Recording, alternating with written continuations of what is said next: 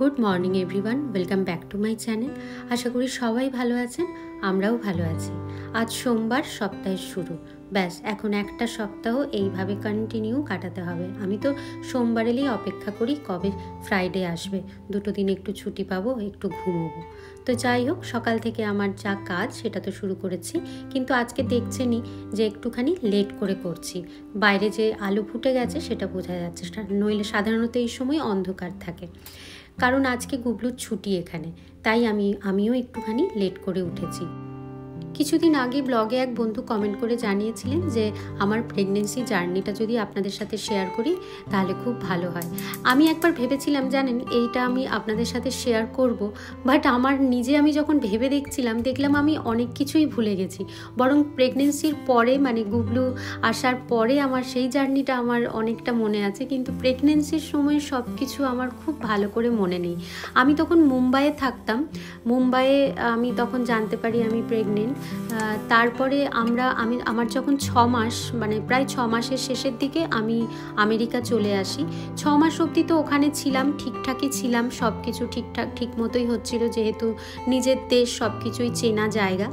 আচ্ছা, এখানে দেখুন, এই ফিশটা আমি কিনে এনেছি। এটা বাংলাদেশ থেকে আনা, মানে বাংলাদেশ থেকেই আসে সব ফিশ, তবে এটা না খুব ছোট ছোট মাছগুলো, যে মোরলা মাছ হয় সেই মোরলা মাছের মতো। তবে এটা বোধহয় মোরলা মাছ নয়, এটা হচ্ছে মলা মাছ বলে এখানে, মোলা মাছ বা মলা মাছ কিছু একটা বলে। তো এটা চচ্চড়ি করি, খুব ভালো লাগে। তো আজকের এই রেসিপিটাই আপনাদের সাথে শেয়ার করব। এটা পুরো ফ্রোজেন অবস্থায় থাকে, দেখলেনি কীরকম কেকের মতো। এটা হাফ আমি এটাকে রান্না করব আজকে, তাই হাফই জলে ভিজিয়েছি, আর বাকিটা আমি ফ্রিজে রেখে দেবো।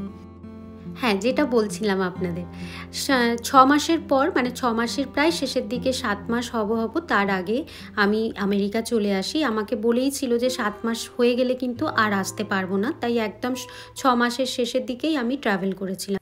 হ্যালো এভরিওয়ান, ভাবলাম আজকে একটু আপনাদের সাথে সামনাসামনি কথা বলি, আর আজকে একটু টেম্পারেচারের খবর দিই আপনাদের। প্রচণ্ড ঠান্ডা আজকে এখানে। সকালবেলায় ছিল -22, সেটা মানে ফিলস লাইক ছিল -30-এর কাছাকাছি। কালকে থাকবে 27, আর ফিলস লাইক থাকবে আরও বেশি, মানে 35-এর ওপরে হয়তো। তো যাই হোক, প্রচণ্ড ঠান্ডা পড়েছে, বাইরে বেরোতে ইচ্ছা করছে না। কালকে তো দেখালে আমি বাজার করে এনেছি, পুরো বিধ্বস্ত হয়ে গেছিলাম ঠান্ডাতে, আর ভালো লাগছিল না। এত জায়গা ঘুরে ঘুরে বাজার করেছি না, প্রায় 5-6 জায়গা। আসলে আমার বাড়িতে এই ফ্রাইডেতে কিছু বন্ধুদেরকে ডেকেছি, প্রায় 15-16 জনের মতো, তো সেই জন্যই অত বাজার টাজার করে নিলাম। আর কালকে বাজারটা সেরে নিলাম এই কারণেই, কারণ গোলক আজ থেকে থাকবে না, ও যাবে, ট্রাভেল করবে, ও যাবে অফিসের কাজে বাইরে, নিউ জার্সি যাচ্ছে। তো ও ফিরবে সেই বৃহস্পতিবার, আর বন্ধুরা আসবে শুক্রবার। সেই জন্য হাতে আর সময় থাকবে না বাজার করার, তাই একদিনে সমস্ত বাজারটা সেরে নিয়েছি। আর এত ঠান্ডা না, -20 না 22 ছিল ফিলস লাইক। তো প্রচণ্ড ঠান্ডার মধ্যেই অত ঘুরে ঘুরে বাজার করেছি, তো আর ভালো লাগছিল না। তো যাই হোক, চলুন, আপনাদের তো দেখালামই। আমি ছোট ছোট মাছ এনেছি কিছু, সেই মাছগুলো ভিজিয়েছি। অনেকদিন মাছ খাওয়া হয় না, আর এই ছোট মাছগুলো রান্না করব। ওই লম্বা লম্বা করে বেগুন, মূলো, আলু কেটে যেভাবে সেই চচ্চড়ি টাইপের করে না, ছোট মাছের চচ্চড়ি, ঠিক সেরকম করবো। এটা খেতে গরম ভাতে খুব ভালো লাগে। তো সেটাই করে দেবো গোলককে, কারণ গোলক ভাত খেয়ে বেরোবে। তো ওই মাছের একটা তরকারি, একটা এমনি বাঁধাকপির তরকারি, আর ডাল করব।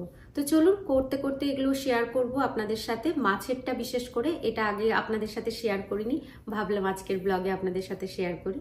চলুন শুরু করা যাক, নইলে আবার দেরি হয়ে যাবে, ও 11:30টায় বেরোবে। তো মাছগুলো বেছেই বিক্রি হয়, মানে এর পেটে যে জিনিসপত্রগুলো থাকে সেগুলোকে বের করেই, মাছগুলো পরিষ্কার করেই বিক্রি হয়, কিন্তু তবু আমি একবার ভালো করে ধুয়ে একটু পরিষ্কার করে নিচ্ছি। তারপরে তো ম্যারিনেট করে যেভাবে, সেভাবেই করে নেব। তো যাই হোক, আমরা আমেরিকায় চলে আসার পর, এখানে আসার পর তো আমাদের নতুন স্ট্রাগল শুরু হলো। স্ট্রাগল বলতে, আমার শরীর সবই ঠিক ছিল, সেসবের দিক দিয়ে কোনো প্রবলেম ছিল না। প্রবলেমটা হচ্ছিল যে এখানে এসে নতুনভাবে একটা নতুন দেশে অ্যাডজাস্ট করা, এবং সেখানে আবার নতুন করে সংসার পাতা, এটা আমাদের কাছে খুব চ্যালেঞ্জিং হয়ে উঠেছিল। কারণ প্রথমে এসেই আমরা কোনো ঘরে থাকতে পারিনি, মানে ঘর বলতে আমরা এসেই কোনো অ্যাপার্টমেন্ট পাইনি। প্রায় 15-20 দিনের মতো একটা হোটেলে ছিলাম। সেই হোটেলে বদ্ধ ঘরের মধ্যে সারাদিন বসে থাকা, কার ছিল না, গোলক চলে যেত অফিসে, আমি সারা দিন একা একা ঘরের মধ্যে থাকতাম। এবং ওই সময় তো জানেনই কীরকম মুড সুইং হয়, ভীষণ কষ্ট হতো। আচ্ছা, এখানে দেখুন আমি চচ্চড়ি বা যা যা রান্না করব তার জন্য সব জোগাড় করে নিয়েছি। এখানে মাছগুলো তো দেখলেনই, আর মাছটা রান্না করার জন্য দেখুন এখানে পেঁয়াজ কলি, পেঁয়াজ, লঙ্কা, আলু, বেগুন সব কেটে নিয়েছি। আর সব কিছু কিন্তু সরু সরু লম্বা লম্বা করে কেটে নিয়েছি। এখানে বেগুনটাও তাই, মূলোটাও তাই, আর পেঁয়াজ কলিও, এমনকি টমেটো, আদা আর রসুনও, সমস্ত কিছু লম্বা লম্বা সরু সরু করে কেটে নিয়েছি। আমার তো এইসব প্রবলেম হতোই, সাথে সাথে গোলকেরও কিন্তু প্রচণ্ড প্রবলেম হতো। যেমন ওর অফিসের চাপ ছিল, এখানে এসে অফিস, তারপরে নতুন করে এখানে অনেক কিছু করতে হয় আসার পর, তো সেগুলো করা, প্লাস আমাকে নিয়ে নতুন আবার গাইনোকোলজিস্টের কাছে যাওয়া, খোঁজা যে কোন ডাক্তারের কাছে যাবে, কতটা দূরে যাবে, কারণ তখন তো গাড়িও ছিল না আমাদের কাছে, ওর ড্রাইভিং লাইসেন্স এখানে হয়নি নতুন, অথচ আমাকে যে মানে এসেই ডাক্তারের কাছে আমার যাওয়ার ছিল, কারণ তখন আমার অলরেডি আমি 7 মান্থে পড়ে গেছিলাম। তো সেই সবগুলো অনেক চাপ ছিল ওর কাছে, প্লাস আমাকে দেখভাল করা, মানে এই সব কিছু ওর কাঁধের ওপর ছিল। তো ওর তো এইসব চাপ ছিলই, প্লাস আমার ছিল আরেক রকমের, যে আমার একদমই ভালো লাগতো না ওই অবস্থায় হোটেলের বদ্ধ ঘরে রান্না করা। মানে কি যে বাড়ির কথা মনে পড়তো, মায়ের কথা মনে পড়তো, আপনাদের বলে বোঝাতে পারবো না, একদম ভালো লাগতো না। তারপরে 15-20 দিন পর যখন একটা নতুন অ্যাপার্টমেন্ট পেলাম, তখন সেখানে গিয়ে উঠলাম। আচ্ছা, এখানে আগে মাছের রেসিপিটা আপনাদের সাথে শেয়ার করি, বাকি গল্পটা রান্নাটা হয়ে গেলে তারপরে আপনাদের সাথে শেয়ার করব। এখানে দেখুন মাছগুলোকে তো নুন হলুদ মাখিয়ে নিয়েছিলাম, তারপরে এটাকে তেলে বেশ মুচমুচে করে কড়া করে ভেজে নিলাম। যেহেতু ফ্রোজেন অবস্থায় মাছ থাকে, তাই আমি মাছগুলোকে সবসময় চেষ্টা করি একটু ভালো করে ভেজে নেবার। দেখুন এগুলো কিন্তু শুধু খেতেও খুব ভালো লাগবে, আর এটাই সুবিধে যে বাছা থাকে। সেই তেলেই একটুখানি কালো জিরে আর শুকনো লঙ্কা ফোড়ন দিলাম। এবারে এখানে অ্যাড করে দিচ্ছি প্রথমেই আদা যে কুচি আর রসুন কুচিগুলো, এগুলো একটুখানি ভাজা হয়ে গেলেই এর মধ্যে অ্যাড করে দেব আলুটা আগেই অ্যাড করছি, কারণ আলুটা পেঁয়াজের পর অ্যাড করলে ঠিক ভাজা হয় না, তাই আলুটাকে আগে একটু ভেজে নিলাম। আলুটা ভেজে নেবার পর যখন আলুটা হালকা হালকা লাল লাল হয়ে যাবে, তখন এর মধ্যে দিয়ে দেব পেঁয়াজগুলোকেও হালকা ভেজে নেব। পেঁয়াজগুলোকে খুব বেশি ভাজি না, জাস্ট হালকা ভাজলেই হয়। পেঁয়াজটা যখন একটুখানি লাইট পিঙ্ক কালারের হয়ে যাবে, তখন এর মধ্যে আস্তে আস্তে বাকি সবজিগুলো অ্যাড করতে থাকবো। যেমন এখানে অ্যাড করে দিলাম মূলোটা, কারণ মূলোটা সেদ্ধ হতে একটু টাইম লাগে। তারপরে মূলোটাও হালকা ভাজা হয়ে যাবার পর এর মধ্যে অ্যাড করে দেবো বেগুন আর কাঁচা লঙ্কা যা যা ছিল সেগুলো অ্যাড করলাম। এখনও টমেটোটা দিইনি, টমেটোটা আর একটু পরে দেবো। বেগুনটা একটু ভালো করে ভাজা হয়ে যাক।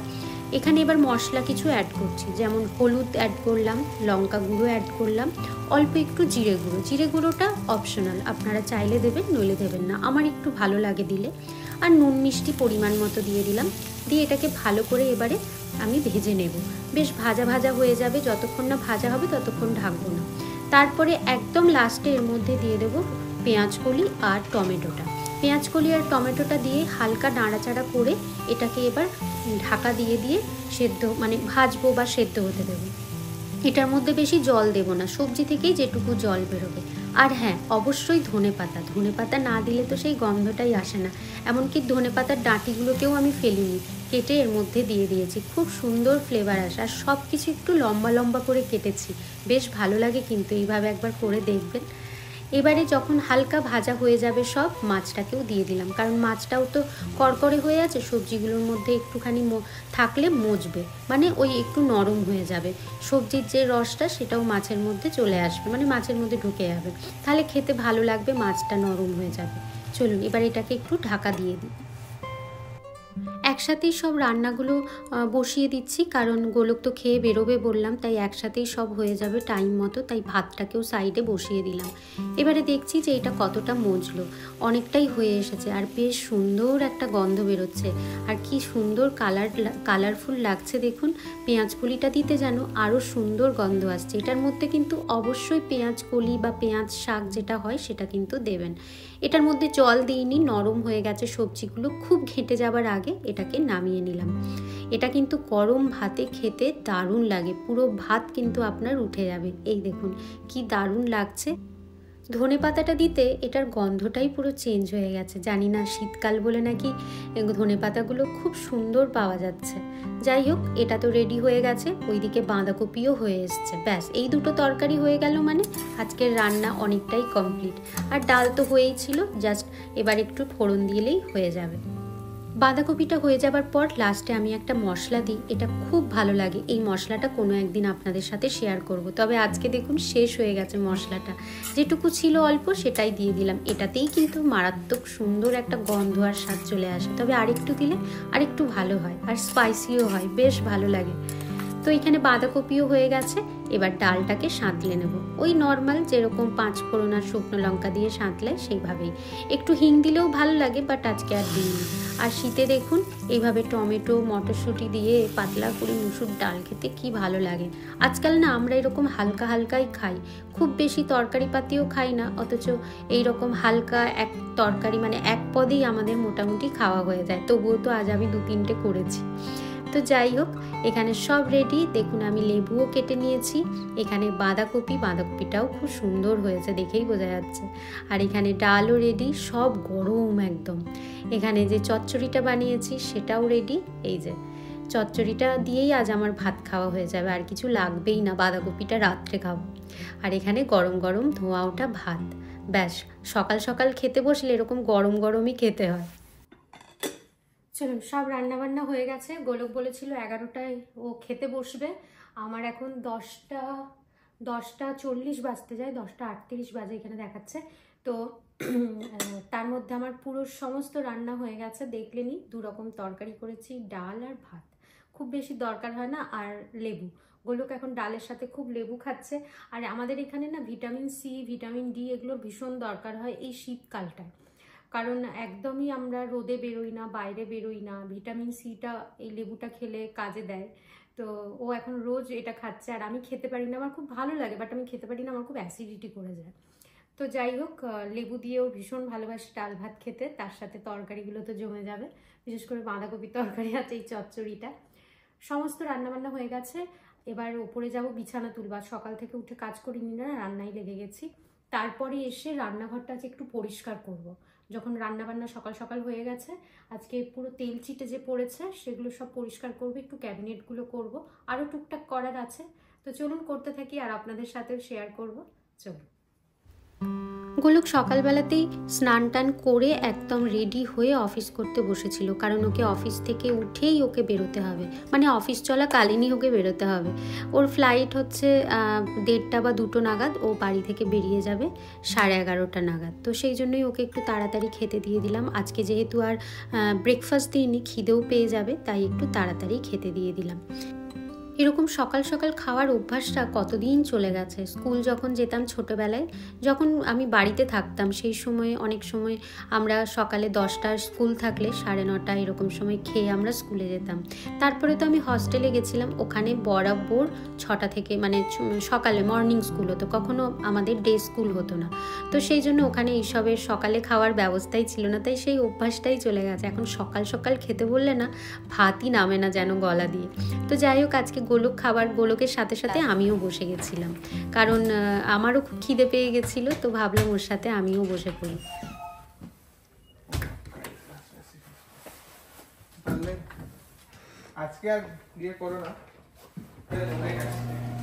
হ্যাঁ, আজকে হবে না এটা করা, এটা ঠান্ডাটা না কমলে এটা হবে না। হ্যাঁ,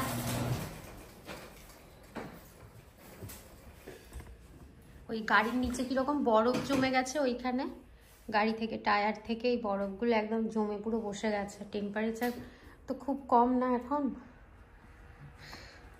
ওরে বাপরে,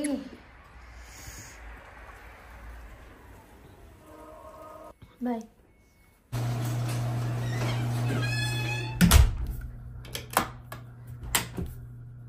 ঠান্ডা একবার মনে আছে, তখন 2014 আমরা ফার্স্ট টাইম আমরা মিনেসোটায় এসেছি মিশিগান থেকে। তো সেই বছর খুব ঠান্ডা পড়েছিল, -50 অবধি চলে গেছিলো। মানে ছুটি ছিল 2-3 দিন, বাইরে কাউকে বেরোতে না করছিল। যদি রাস্তার মধ্যে গাড়ি কোনোভাবে খারাপ হয়ে যায়, বন্ধ হয়ে যায়, গাড়ির তো একদম এমার্জেন্সি কল করতে বলেছিল। তো এই রকম অনেক কিছু তখন ঘটেছিল সেই সময়। মানে -50 মানে বুঝতে পারছেন, পুরো আন্টার্কটিকাতে যেরকম থাকে না, আন্টার্কটিকার থেকেও বোধহয় বেশি, প্রচণ্ড ঠান্ডা পড়েছিল। তো যাই হোক, চলুন, গোলক তো বেরিয়ে গেল, এবার আমি আমার টুকটুক করে কাজ সারতে থাকি। অনেক কিছু কাজ আছে যেগুলো আপনাদের বললাম। চলুন। যেদিন মাছ রান্না হয়, ভাজাভুজি হয়, আমি চেষ্টা করি একটুখানি এই ক্যাবিনেটগুলো পরিষ্কার করে নেওয়ার, মানে তেল চিটেটা পরে পরিষ্কার করে নিই। যেহেতু সাদা কিচেন, বুঝতেই পাচ্ছেন, এইটুকু মেনটেন তো করতেই হবে। তো যাই হোক, চলুন, যেটা আপনাদের সাথে শেয়ার করছিলাম, নতুন অ্যাপার্টমেন্টে আসার পর আস্তে আস্তে ধীরে ধীরে সব কিছু করছিলাম। কিন্তু এক তো আমি ওই অবস্থায় এসেছি, ডাক্তার নিয়ে তখন ব্যস্ত, আমার সামনেই আমার ডিউ ডেট ছিল। তো এই সব কিছু নিয়ে তারপরে এত কেনাকাটা করাও সম্ভব হচ্ছিল না, তাই খুব কষ্ট করেই মানে আমরা ছিলাম। প্রথম কিছুদিন তো আমি পুরো নিচে শুতাম, আমাদের ম্যাট্রেসও কেনা হয়নি। তবে কিছুদিন যাওয়ার পর আমরা ম্যাট্রেস, বেড এগুলো আস্তে আস্তে কিনলাম। কিন্তু অসুবিধা হতো যে আমি ম্যাট্রেসে শুতে পারতাম না, তখন তো জানতাম না মেমোরি ফোম বলে কিছু পাওয়া যায়। নতুন এসেছি, পুরো স্প্রিং ম্যাট্রেসে শুতাম, খুব কষ্ট হতো। আর ওই অবস্থায় মানে নরম জায়গায় শোয়াটা মানে এত অসুবিধা হতো, রাত্রে ঘুম হতো না। আমি নিচেই শুয়ে থাকতাম, গোলককে বলতাম আমাকে নিচে একটা কমফোর্টার পেতে দাও, আমি নিচেই শোবো, খুব কষ্ট হতো। তারপরে আস্তে আস্তে অল্প অল্প করে অ্যাডজাস্ট হতে লাগলো। তারপরে তো 2-3 মাস পর তো আমার প্রেগনেন্সির মানে ডেলিভারি ডেটই চলে এলো। আর সেই সময় আমার সাথে এক বন্ধুর আলাপ হয়ে গেছিলো, আপনাদের বলেছিলাম। ওই হোটেলে থাকতে থাকতেই আমার এক বন্ধুর সাথে আলাপ হয়ে গেছিলো। সেই বন্ধু আমাদের কাছাকাছি আমাদের অ্যাপার্টমেন্টেই উঠেছিল। তো সে আমাকে অনেক হেল্প করেছে। আমার মনে আছে, আমার যখন খুব পেন উঠেছিল সেই সময় ওই বন্ধু আমার পাশে ছিল এবং খুব হেল্প করেছিল। ওই বন্ধুর হাজবেন্ড, বন্ধু, গোলক, আমরা সবাই একসাথেই হসপিটাল গেছিলাম, অ্যাডমিট হয়েছিলাম।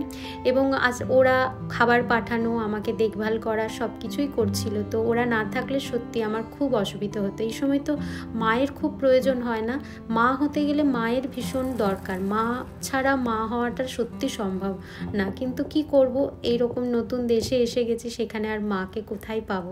ফোনে কথা হতো, খুব কষ্ট হতো, মাকে বলতাম, মা অনেক সাপোর্ট করতো, অনেক কিছু বলতো, সেই মতো করতাম। তবে করতে করতে আস্তে আস্তে শিখে গেছিলাম।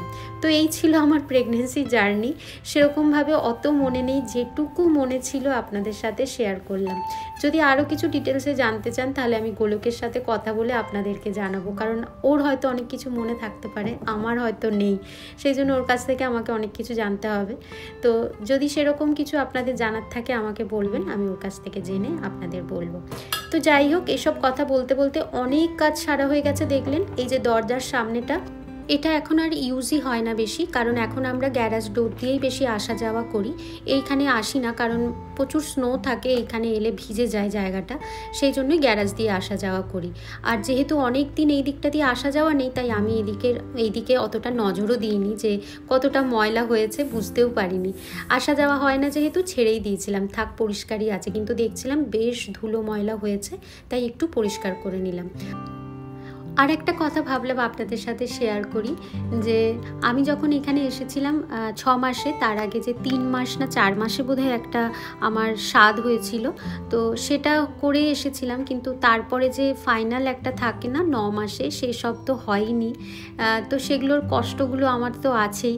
আর যেহেতু প্রথম এসেছি, ওই জন্য প্রথম আসার পর এখানে সেটেল হতে এতটা টাইম লেগে গেছে, ডাক্তার, এই সব সেটেলমেন্ট নিয়ে এতটাই ব্যস্ত ছিলাম যে আর এইসবের দিকে মনই ছিল না। এখন যখন দেখি সবাইকে এই মুহূর্তগুলো কিভাবে স্পেশাল করে তুলছে সবাই, তখন আমার খুব খারাপ লাগে যে এরকম আমার কাছে কোনো ছবিও নেই, আমার এরকম কোনো মুহূর্তও নেই যে শেয়ার করব কারোর সাথে। খুব খারাপ লাগে। তো আমার বন্ধুরা মাঝে মাঝে বলে, অন্তরা, দরকার নেই তোমার এরকম ভাবার, তুমি এমনিই একদিন বসো, তোমার জন্য আমরা সবাই মিলে এরকম করবো। না ধ্যাত, তাই হয় নাকি আবার? আসলে ওরা খুব কাছের বন্ধু, তো তাই আমার কষ্টটা ওরা বুঝতে পারে, সেই জন্যই হয়তো এই কথা বলে। তো যাই হোক, আজ হচ্ছে নেক্সট ডে, মানে টিউসডে। আজকে গুবলুর স্কুল ছুটি দিয়ে দিয়েছে, প্রচণ্ড ঠান্ডা ছিল। গতকাল দুপুরেই আমার কাছে মেল এসে গেছিলো যে আজকে ওর স্কুল ছুটি থাকবে, বলে ফ্লেক্স ডে, মানে ওর বাড়ি থেকে বসেই কিছু না কিছু হোমওয়ার্ক দেয় টিচার, সেগুলো ওরা করতে থাকে। তো যাই হোক, এখানে এখন দেখছেন আমি আবার পিঠে করতে বসেছি, মানে দুধের সেদ্ধ। আমার যে পাড়ার বন্ধুরা আছে তাদের জন্য আমি দুধের সেদ্ধ করছি। আসলে ইচ্ছে ছিল ওদের জন্য এবারে মিষ্টি আনবো, অনেক কিছুই আনি আমি ইন্ডিয়া থেকে, তখন এনে ওদেরকে দিই। কিন্তু এবারে মিষ্টিগুলো না আমার খারাপ হয়ে গেছিলো কোনো না কোনো কারণে, আমরা নিজেরাও খেতে পারিনি, তাই ওদেরকে দিতে পারিনি। গুড়ও এনেছিলাম, গুড় তো অত আনিনি যে সবাইকে দিতে পারবো, তাই এখানে যে গুড় দিয়ে ওদের জন্য একটুখানি আমি দুধের সেদ্ধ বানিয়ে দিচ্ছি। আসলে আমার যে পাড়ার বন্ধু থাকে তৃষা, শিল্পী, প্রিয়া, এরা এত করে যে কি বলবো, সেই জন্য মানে ওদের জন্য কিছু করে উঠতে সেরকমভাবে পারি না, তাই ভাবলাম অন্তত এইটুকু করে ওদের খাওয়াই। শিল্পী আর তৃষা বিশেষ করে খুব ব্যস্ত ওদের লাইফে, ওরা এই সব কিছু করে উঠতে পারে না, তাই ভাবলাম ওদেরকে করে খাওয়াই একটু।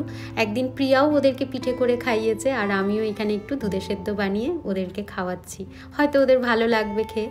তো যাই হোক, এখানে দেখুন অনেকটা বানানো হয়ে গেছে, এবার এটাকে একটু ঠান্ডা হতে দেবো। আমরা পাড়াতে এই কজন যে থাকি, কেউ কিছু যদি বানাই ভালো, সঙ্গে সঙ্গে আমরা সবাইকে দিয়ে আসি অল্প অল্প করে, যখন যার যেটা সুবিধে হয় দিয়ে আসি। তো এই হয়, যদি মনের কোনো কষ্ট হয় তাদেরকে খুলে বলা। আমার জীবনে অনেক বন্ধু নেই, তবে যে কজন বন্ধু আছে তাদের সাথে আমার খুব ভালো সম্পর্ক, এবং তাদেরকে মন খুলে দুটো কথা বলতে পারি, এই রকম সম্পর্ক। আর আমাদের কারোর কোনো শরীর খারাপ হলে তো কথাই নেই, কারোর কানে যদি যায় ব্যাস, খাবার প্যাক করে চলে এলো, পুরো ফ্রিজ ভরে দিয়ে চলে গেল, এবার বসে বসে তুমি খাও, মানে এতটাই করে ওরা। পিঠেটা ঠান্ডা হয়ে গেছে, ভাবলাম এবার বক্সে করে ভরে রাখি, এক বন্ধু আসবে তার হাতে দিয়ে দেবো, সে সবাইকে দিয়ে দেবে, তাই এখানে একদম রেডি করে রাখলাম, প্যাক করে রাখলাম। বিকেলে তৃষা আসবে, ও এসে নিয়ে যাবে এগুলো। তো ঠান্ডায় বললো অন্তরা তুমি আর বেরিও না, আমি যখন বেরোবো তখন সবাইকে দিয়ে দেবো। তো এই হলো আমাদের পাড়ার বন্ধুত্ব, মানে ফ্রেন্ডশিপ আমাদের সবার, সবাই সবার জন্য কিছু না কিছু করে। এই যে গোলক নেই, ওরা এতবার করে খোঁজ নেয় যে অন্তরা কিছু লাগবে, তোমার কিছু প্রয়োজন। কালকে শিল্পী যে জেনেছে, শিল্পীর ফোন, দেবপ্রিয়ার ফোন, তারপরে তৃষা, সবাই একবার করে বলবে অন্তরা কিছু দরকার। 3 দিনের জন্য আর কি, গোলক তো সব কিনে দিয়ে গেছে, কিন্তু ওই আর কি। তো যাই হোক, তো ওদের জন্য কিছু আনতে পারিনি, সে মানে মিষ্টি এনেছিলাম, ওই যে বললাম মিষ্টিটা খারাপ হয়ে গেছিলো, তাই ওদেরকে দিতে পারিনি।